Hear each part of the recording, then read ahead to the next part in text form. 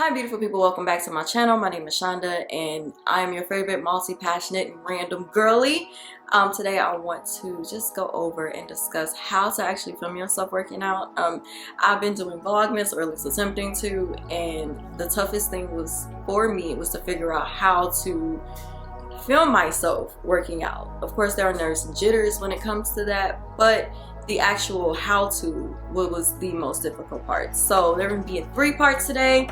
Got my handy dandy notes, but first I want to go over the equipment that I use, how to actually get a full body shot and what you would need to achieve that, and also the software that I use. So let's get started. I'm filming right now on my camera, but right now I have a Sony a6400 that I passed this last year because I got it for grad school, and I've been using that. And also work with what you have. It is okay to use your phone. I have an iPhone 11.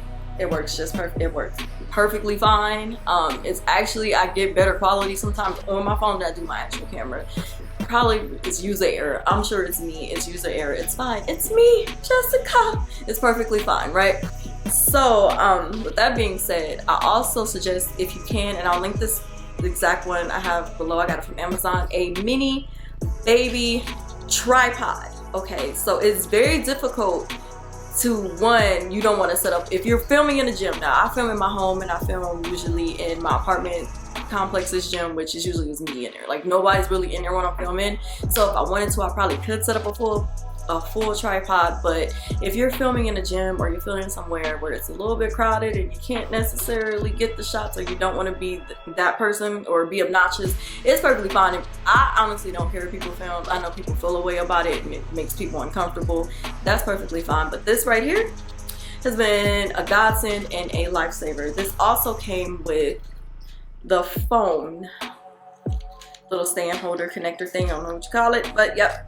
Now that I have this on here, there we go, much better. Now that I have this on here, it literally would film like this if you were filming for YouTube or any other platform that would require this straight on, like horizontal full body view. If not, you can always turn this around, and if it, there we go. I'm gonna get it. Going back to scheduled programming, this does depend on what platform you are filming for. So horizontally, if you're filming for TikTok, you're doing the YouTube Shorts. If you're filming for Pinterest, idea pins, Instagram Reels, whatever it is that you're filming for that doesn't require horizontal format, the vertical is perfectly fine. It's lovely. Now, if you are filming for YouTube, full on just regular YouTube channel, keep in mind you want to have this view, the horizontal full body view. And also if you're using a SLR, DSLR, just keep in mind to probably keep a few memory cards on you, because mine's literally just ran out of memory as I was filming this. But there's now that we went over equipment, let's go into the how to film. I'm gonna insert shots as well, either here, somewhere in this vicinity while I'm speaking on this, because you always want to make sure you want to take a couple of test shoots. And this is why I recommended the baby tripod, because one, it's a lot easier to get a shot, a full body shot of you, especially with movement, if your tripod is lower to the ground versus higher to the ground. Because right now I'm filming on my full tripod stand. It's not as high as it could go, but it's pretty high up, and it's filming here. It's like it's getting me from the head. The rule of thirds is doing its thing, and it's filming me from the waist up.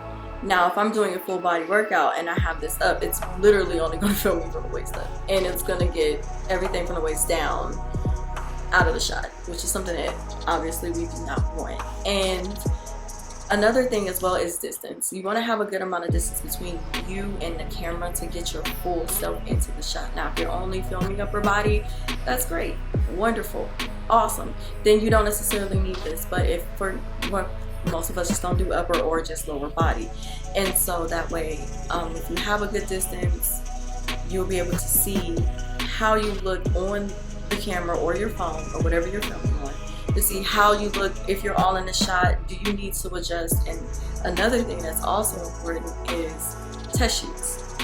It is very important to do a couple of exercises and go back and test and see what you are actually doing. Like, what does it look like? It's okay to stop and start and stop and start, just to make sure you want to get a good shot. You want to have a good product. So Also, that's important. The third thing is lighting. I'm using natural light right now.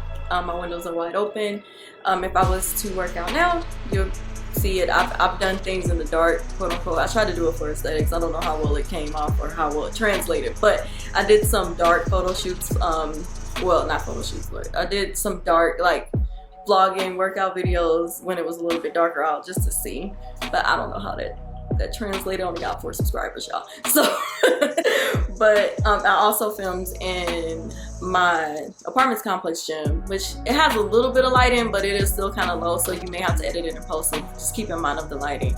The most thing is you want to make sure that the workouts that you're filming actually are translating well on camera. That is the biggest thing. So lastly, I just want to talk about software. Like, I use Splice.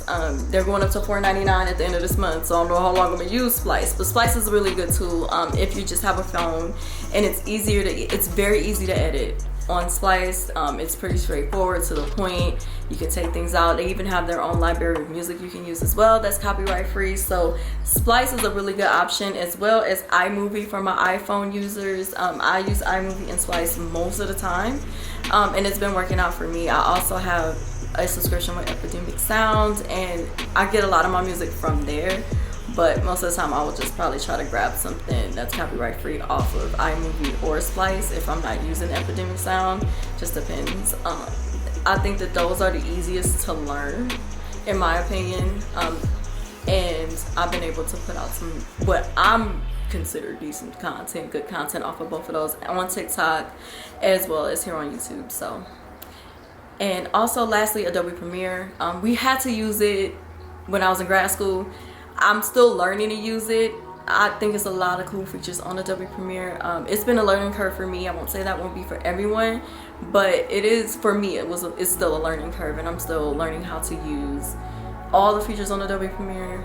So once I get into learning and get the learning curve over the learning curve, then I think I'll probably use all 3 more consistently as well.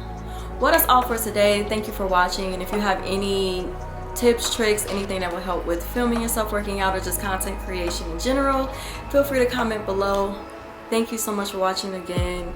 Happy Vlogmas, happy holidays, and happy content creation. See you next time.